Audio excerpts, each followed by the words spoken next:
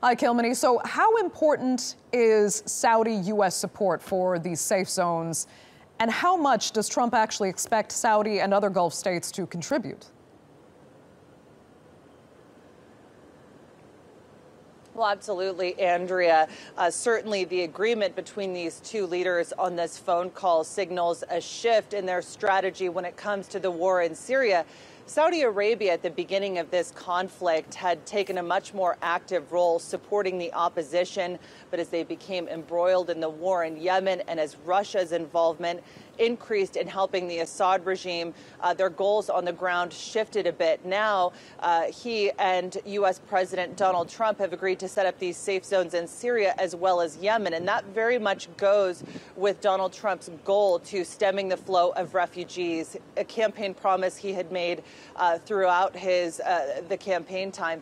But of course, he had said all along that Europe had made a huge mistake in allowing millions of refugees into his borders, and he didn't want to see that with the United States, as evidenced, of course, by what we've been seeing in recent days with his executive order barring entry from refugees coming from those 7 countries in the Middle East and Africa. He didn't offer a lot of details for how he wanted to set up these safe zones in Syria, other than the fact that he wanted Gulf states to pay for it. So we could certainly see Saudi's King Salman contributing some money to that effort, as he has said that he will support that. What was also interesting to see in this phone call, Andrea, was that the Saudi king had asked Donald Trump to play a leadership role when it comes to fighting terrorism in the Middle East and bringing back stability economically and socially. So that would certainly be a shift if Trump agreed to that in drawing the United States further into this conflict.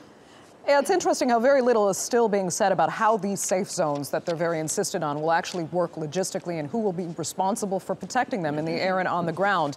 But tell us more about this cooperation they've been speaking about in fighting Daesh, in particular, terrorism together. Hadn't that been in agreement dating years back?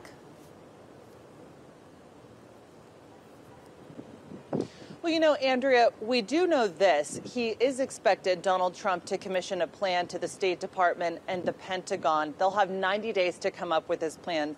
And when we talk about how these safe zones are going to work, we're talking about military support on the ground and in the air needed to protect these camps, the people in these camps, from being infiltrated from groups like Daesh.